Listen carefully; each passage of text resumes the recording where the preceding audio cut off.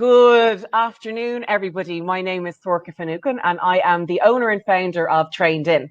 Trained In is a new marketplace dedicated to training and consultancy providers to showcase their business and services on a global platform.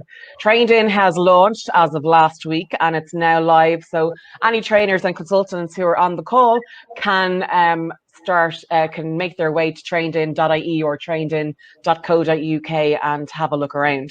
These webinars are being run in conjunction with Taste for Success SkillNet, and the purpose of them is for Trained In to showcase our registered providers like Pauline and Just Pause, and for them to be able to connect with a wider audience on a visual basis, like-minded people or potential clients, so you can get a real idea of who Pauline is and what she does. And I know that you are all going to be blown away by her presentation today, and you're all going to want to get in contact with her. A little bit of housekeeping before we start the webinar. We can't see you and we can't hear you. Some of you might be very relieved that we can't see you, so no need to worry about the cameras. We will promote the use of the chat facility. So if you have any questions for Pauline at all, please pop your question into chat and make use of her time. I won't interrupt her during her presentation because I don't want her to lose her train of thought. So any questions that you pop in during chat, don't worry, I haven't forgotten about you and we'll answer your questions at the end. What else? We are going to pop up a couple of offers during the webinar.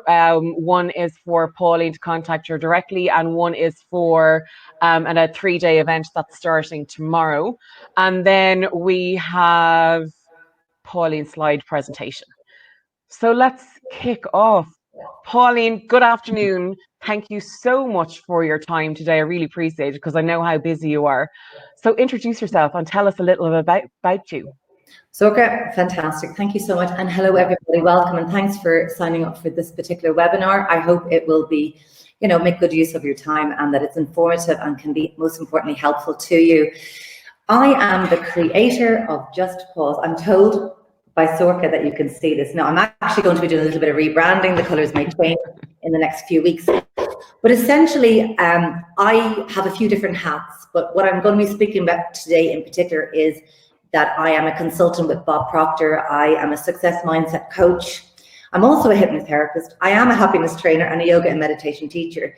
But at the moment, I have been lucky enough to be working virtually for quite a while with my coaching side of things and the hypnotherapy.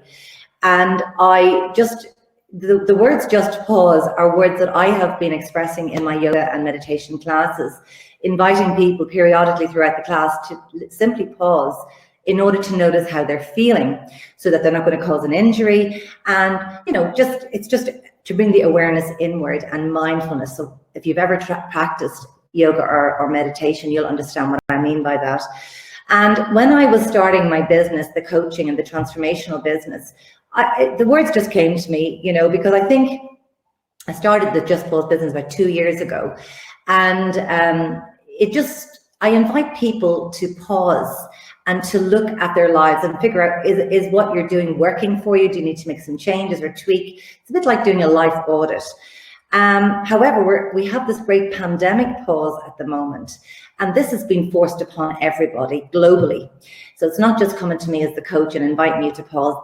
Everybody's experiencing this pause at the moment. And as a result of this pause, we are being really forced to look within, hopefully. Not everybody will, but I would like to think that the majority of those of you on this call are most likely people who are forward thinking and have some degree of personal development behind you or professional development. That is, I hope, making you aware that there is an opportunity within this overall pause. And that's what I really would like to emphasize. And will I start the presentation now? Yeah, absolutely. We can start that. I'll do it for you, and you can just move the pages. Yeah. But even after speaking to you last week, Pauline, it was only a short chat. I know that even the word pause will make you stop and think about it if it's from a personal perspective or a work perspective, because I think at the time I was speaking to you, I was immersed in so much. So it actually made me stop and kind of think, and you do need to stop and think and take a look at everything in a larger perspective. So I think it's very relevant. A life reckoning, or as I say, a life audit, just figuring out what's working and what's not working. And I think for a lot of people, we get very much identified with the roles that we're playing, and we get very caught up in a lot of stuff that really our circumstances are dictating our levels of happiness and joy. And in the end, happiness is the goal of all our goals. And, very often though, the great big myth of happiness, if you like, is whereby we think we'll be happy when we're successful. But in fact, the reverse is true. We will be successful when we're happy. Happiness is an inner state, not to sound woo-woo, but it's the truth. It is an inner state. It already resides within us. And I just very quickly, I wasn't planning on saying this, but I'll just add this for now. We all have a happiness set point. It's very similar to a weight set point or the thermostat control in our heating system.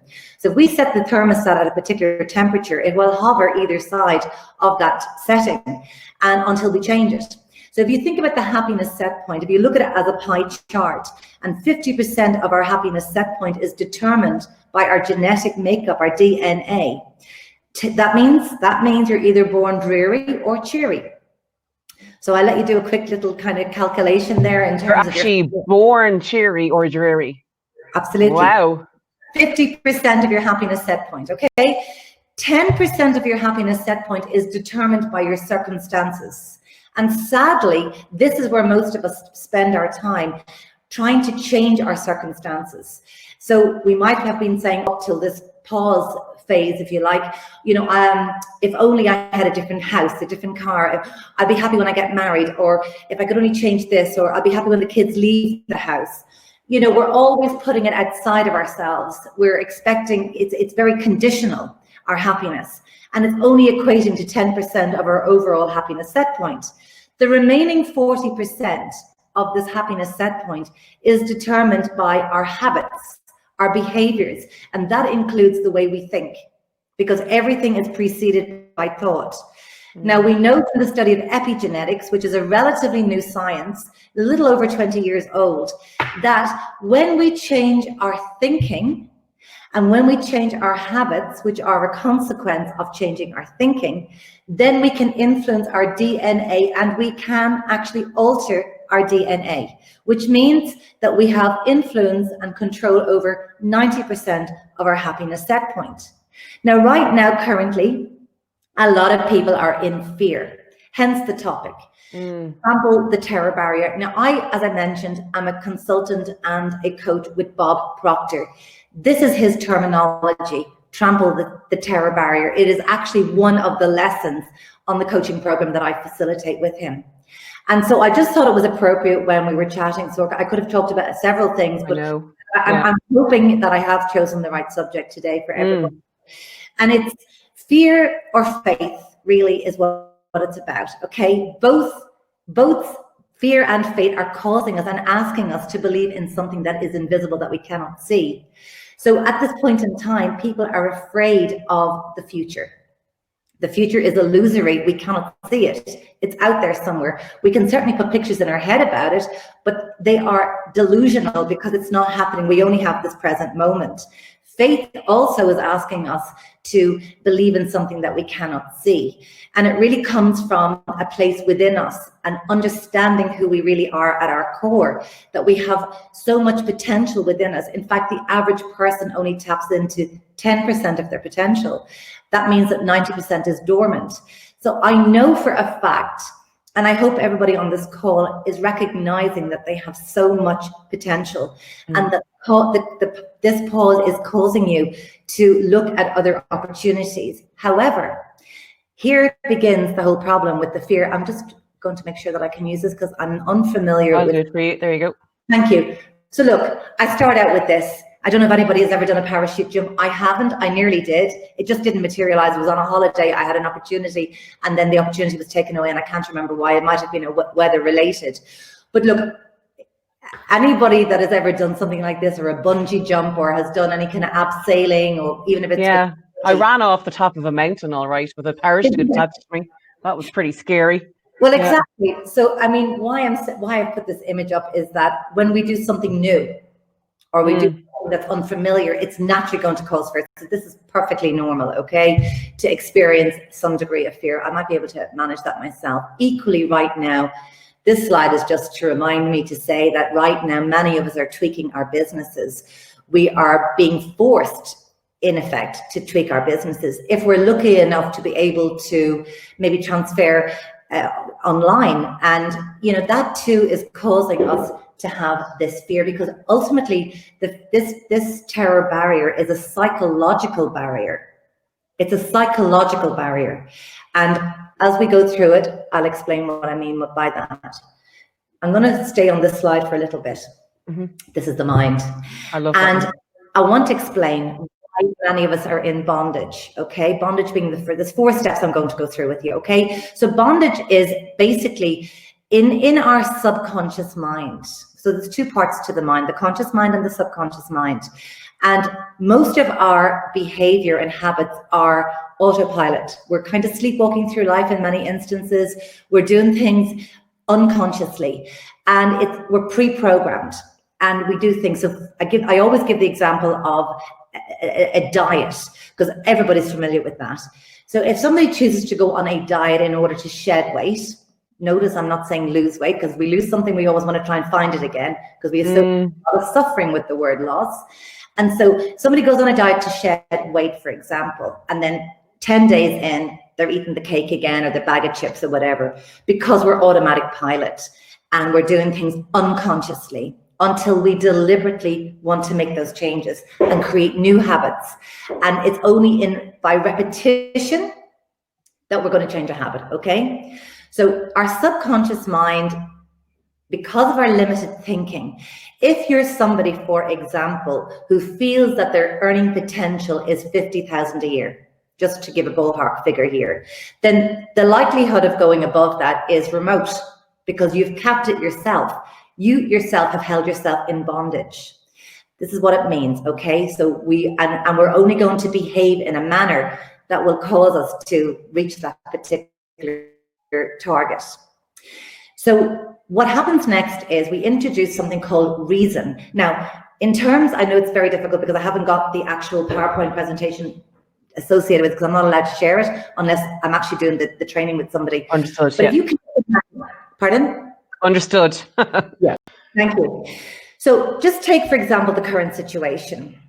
A lot of people feel in bondage right now. They feel that they are limited because their business perhaps won't allow them to change radically at this point in time, or they have to perhaps invest a lot of money in order to do that. And an idea has come to them that potentially they could change their business in some way, or themselves for that matter. So whilst that idea lands in the conscious mind, we're okay, there's no fear. It is only when that idea is activated in the subconscious mind, and that we get emotionally involved in the idea, and we start to kind of think more and imagine ourselves doing something different. What happens then is the idea and the limited thinking come together in the subconscious mind, and this causes chaos. It's very chaotic because it's in the subconscious mind, and this leads to fear and anxiety in the physical body. Does that make sense so far, Sorka? Do you understand what I mean by that? Yeah. So we have this limited thinking, and then this new idea comes in. The moment we start thinking about this idea and begin to see ourselves doing it, so making some changes, or having to invest more money, or doing something new, or having to hire somebody else to help us with it, the fear comes in. Just like we're standing on the edge of the cliff and we're going to do a bungee jump, or we're going to jump out of a plane, the fear comes in. And whilst the mind is in this chaotic state, we experience real fear that manifests in the body as anxiety. The physical manifestation of that fear is anxiety, okay? And what happens with the anxiety then is it causes us very often to suppress our emotions. And when we suppress our emotions, that can lead to depression. It can lead to dis-ease in the body, and that can lead to disintegration of the idea and really our health for that matter. So like these ideas, you have to understand that they're physically experienced. We experience it. And it's so important to recognize that we don't have to go that particular route. And the route to not, at least the way not to go down that route is to have an understanding, which I'm going to talk about now in just a second. So it's very important to understand the mind is always going to pull you back to what is familiar, because it's safer there. The mind is a little bit lazy. So new ideas are going to cause fear. And the way to go beyond that terror barrier is through understanding. And the understanding comes sometimes to understanding the way the laws of nature actually work, the laws of physics work. And it means the study of the self and understanding how the mind operates, because when you understand that there's a conscious mind and a subconscious mind, and that the subconscious mind is running our lives until we change it, there's only two ways that we can change a habit. One, it can happen very suddenly when there is an emotional impact. 9/11 was an emotional impact. Pretty much everybody on the planet remembers where they were. COVID-19 is an emotional impact. In the main, a lot of these emotional impacts would be of a negative nature, but it could be a positive one too, or maybe you're winning the lottery. And so that emotional impact is going to cause a change in behavior. The other way is through repetition of an idea. So as a hypnotherapist, when people come to me to change behaviors or addictions, or even if they want to learn how to speak in public, I have to make recordings for those people, telling them exactly what they want. It's almost like you become like an actor preparing to, you know, star in a movie or be on a stage in theater. You've got to learn the lines and you've got to go into character. So we have to too go into character of the person that we want to become, or see our business the way we want to become. So we're using our imagination to do that. We're also using the laws of the universe. Now, I hope I'm not losing anybody, but this is a fact. Success is guaranteed when we do things in a certain way according to the laws of physics, the laws of nature. It's always at play. I mean, because of training with Bob Proctor, I'm very privy to two books in particular, but one especially, and that is Think and Grow Rich by Napoleon Hill. Are you familiar with that book, Sorka? I've heard of it, all right. Haven't read it. Yeah. So Think and Grow Rich is literally the culmination of all of the insights gained from interviewing over 500 people back in the 1930s, 40s, and 50s. For example, Andrew Carnegie, Henry Ford, Rockefeller, Thomas Edison, and the likes, finding the common denominator to why they were so successful. And of course, they were so successful because they never gave up. The common denominator of success is never quitting and doing the things that failures or quitters won't do. And unfortunately, for a lot of people, they only want the pleasing methods to get to where they want to be. And if they're not pleasing, they will give up. But truly successful people will do the things that the others won't do, because in their mind, they want the pleasing results. So the end is always in mind. And that is the common denominator of success in terms of business, just pursuing what it is you want, regardless of whatever it takes. You're going to get up earlier than the average person. You're going to study who you are. You're going to learn about how your mind operates. You're going to learn and read certain books that are going to stimulate you and keep you motivated and moving you in the direction. And as a result of that, you know, your faith will be restored in humanity, because you'll start to see things coming into play. You become a magnet for those that can help you on your journey. The right people will come into your path. You know, there are no such things as coincidences. They are deliberate coincidences or synchronicities, if you like, but they're in your path because you're playing ball with the universe ultimately. And I really hope this is not woo-woo, because this is science, it's fact, but the majority of people don't know this. They feel very trapped in their limited thinking, hence this bondage in the subconscious mind. And so as we learn and implement, because knowledge is power, but it's only powerful if we implement it. And ignorance is the cause of most of our suffering. And ignorance will keep us stuck in this terror barrier. But there is information available, and there is great knowledge available. And when we embody that, our faith will increase because we'll start to see evidence of it. And another thing that holds a lot of people back is their need to know how it's going to pan out. And that stops a lot of people because they're so fixated on the how. We don't need to know the how. That will unfold. And therefore, I know it's going to take trust. But from my own life experience, I have absolutely had tremendous trust that things were happening for me rather than to me. And just a very quick example of that, my husband, son and I, we emigrated to Australia in 2015. We sold a business to go there. Luckily, we didn't sell our house, but we went out there fully determined to settle on the Gold Coast in Australia. Suffice to say, it didn't work out. And that was because a job my husband was hired to do, within 2 weeks of us arriving, the contract was pulled from an external company. The income that we promised never materialized. The money we brought out there, which was to put a deposit on a house, ended up subsidizing our living. My coaching business never took off out there. And, you know, talk about the terror barrier. But I was lucky enough to know, because of what I have studied over the years and what I've been exposed to in my trainings, that this was actually happening for us. And I can truly tell you, we're home 3 years this coming June. My husband now has multiple streams of income as a result, because he's just dug deeper. I dug deeper and I retrained in 3 different, courses that have allowed me to teach this from experience and to empathize with people and to help people see that really, in the end, we have to understand ourselves and back ourselves. The power is within us to make the changes.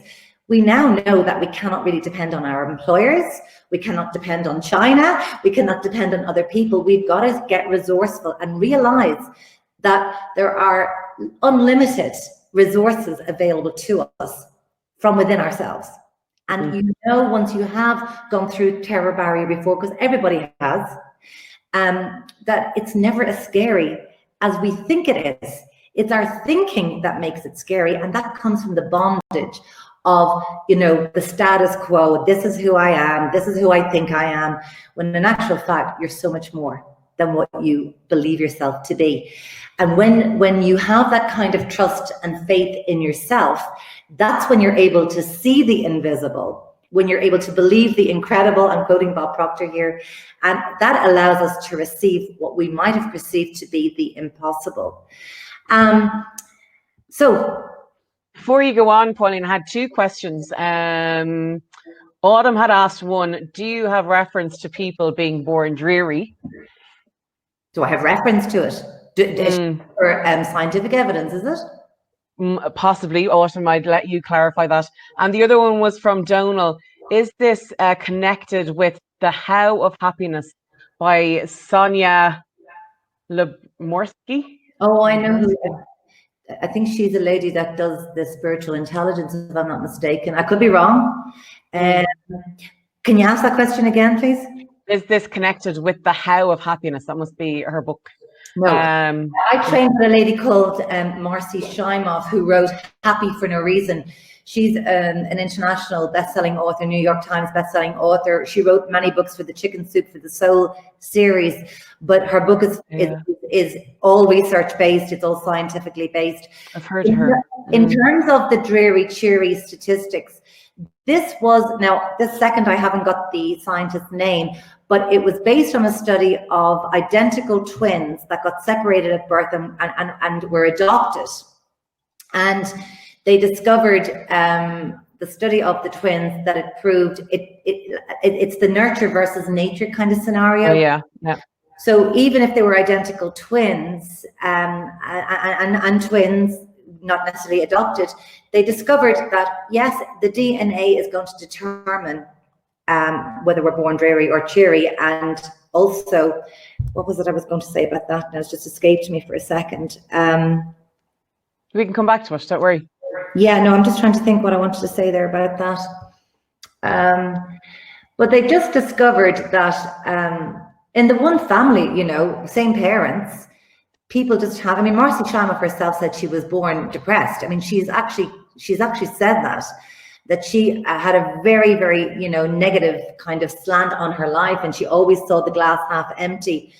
I mean, I'm the eldest of 6 children. I mean, I don't think any of my siblings are actually depressed or were depressed for that matter growing up, but certainly you would see some of us are happier than others. I've always had quite a happy kind of exterior and a happy kind of nature, if you like.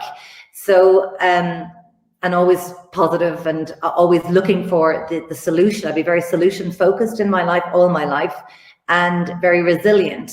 But some members of my family wouldn't have that in them. They would allow society to dictate who they are and their limitations. Whereas I've just always been an avid student of life and human potential, and realizing that we have the ability to change by changing our thinking. Yeah. We know the one thing that I was just going to say, Pauline, because I know we're on a time limit, that I have your offer up there where people can book in a chat with you. So maybe, Autumn, if you want to book in, just have a quick chat with Pauline to pick, even if it's picking her brain, or Donald, that you could do that there, and we should move on just because I know some people are under time pressure.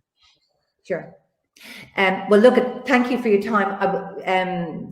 Sorka made reference to this particular event this weekend. This is a live stream event happening tomorrow until Sunday.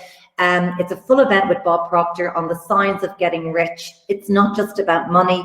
He is talking about the science approach to wealth generation and also abundance of joy, happiness, creativity, inspiration in your lives from working with science and the laws of nature.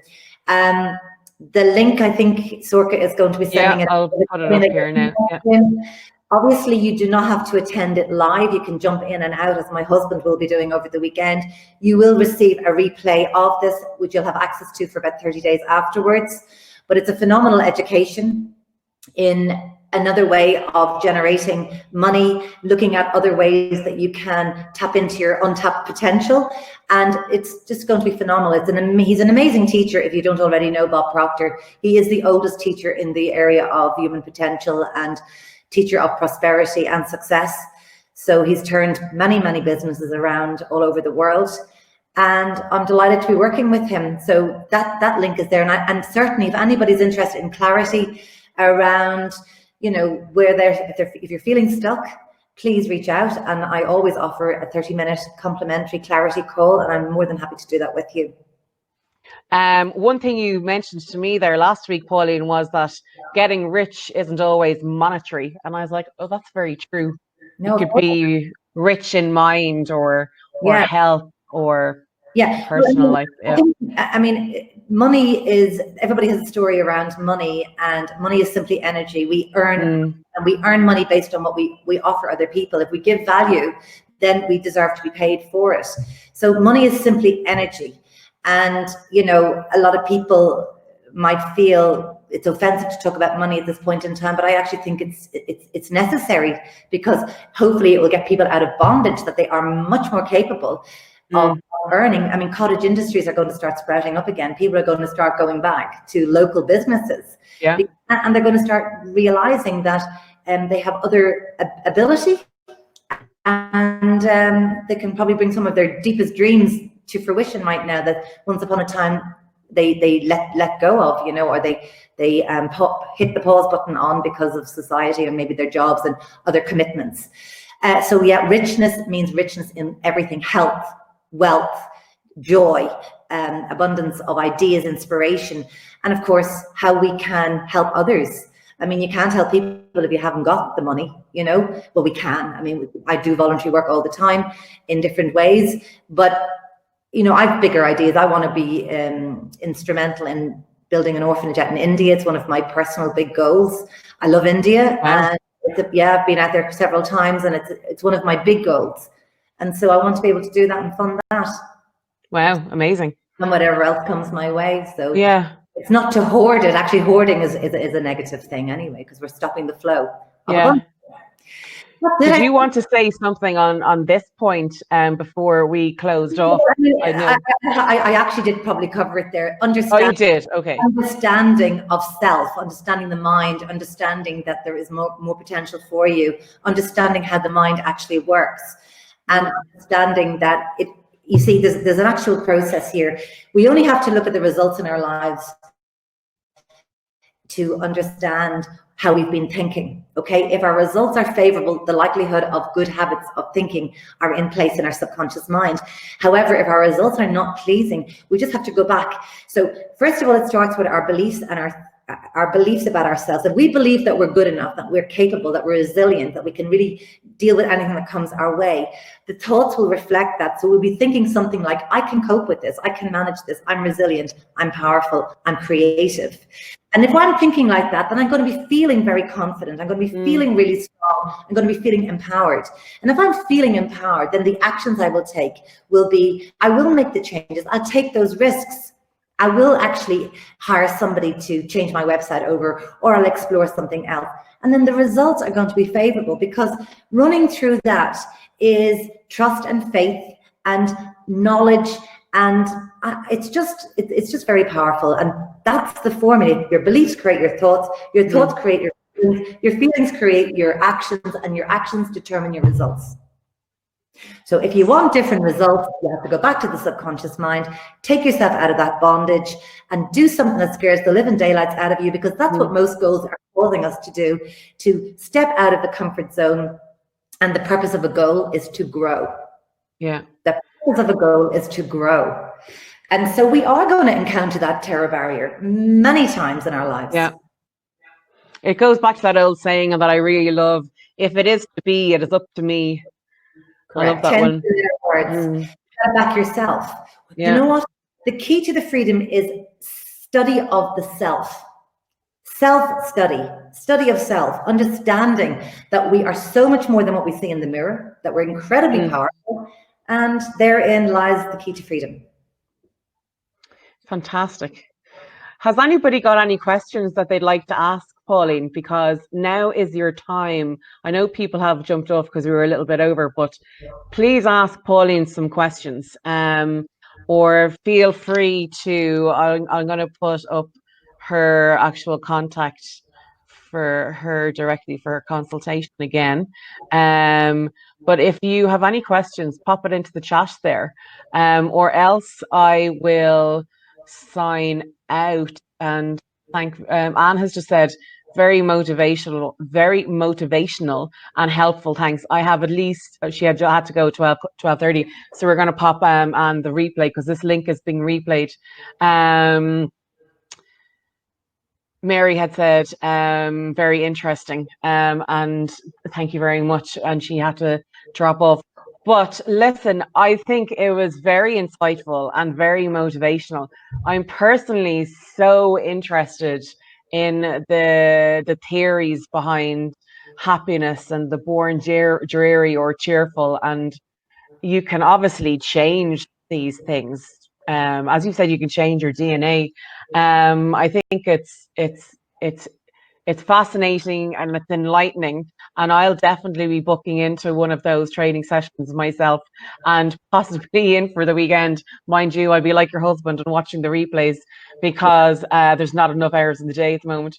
But we've got a couple of more. Yeah. Eagle said, great session. Thank you, Donal. The purpose of a goal is to grow. Haven't heard it put that simply before. Yeah, I suppose it is what it says on the tin, really, isn't it?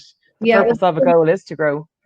There's different types of goals. Sometimes people will set a goal to go on holiday or buy a new car. But if we've already been on holidays and bought a car in the past, that's a sideways goal. There's no growth, there's no inspiration. So what we're encouraged with the Thinking into Results program that I facilitate, you're actually helping people to go for the big goal, you know, the goal that scares them and excites them simultaneously. Okay. It's not in the attainment of the goal per se. That's not what we're necessarily after. It's who we're becoming. It's trampling the terror barrier. It's learning new skills. It's adaptability. It's realizing that you're more versatile and flexible than you perhaps realize. It's embracing the uncertainty of everything, because that is life. Everything is uncertain. Yeah, and it's getting that self-belief in oneself to take that leap of faith and trample the barrier. That's why we have to challenge those limiting thoughts that's in the mind. We have to challenge it, because it's not our fault because we grew up in a particular environment, each of us. If we're lucky enough to have been encouraged to follow our destiny, and if we were taught that it's okay to fail, that you're not a failure if you don't succeed the first time around, that just don't ever give up. Do your best. So if we had that kind of upbringing, then we're very lucky. We're most likely go-getters, and we're probably following our path. But if, on the other hand, we were told, don't do that, and don't talk about money, and money's the root of all evil, and people like you will never, you're not good enough to do that, and you haven't got the education, you're not from the right side of town.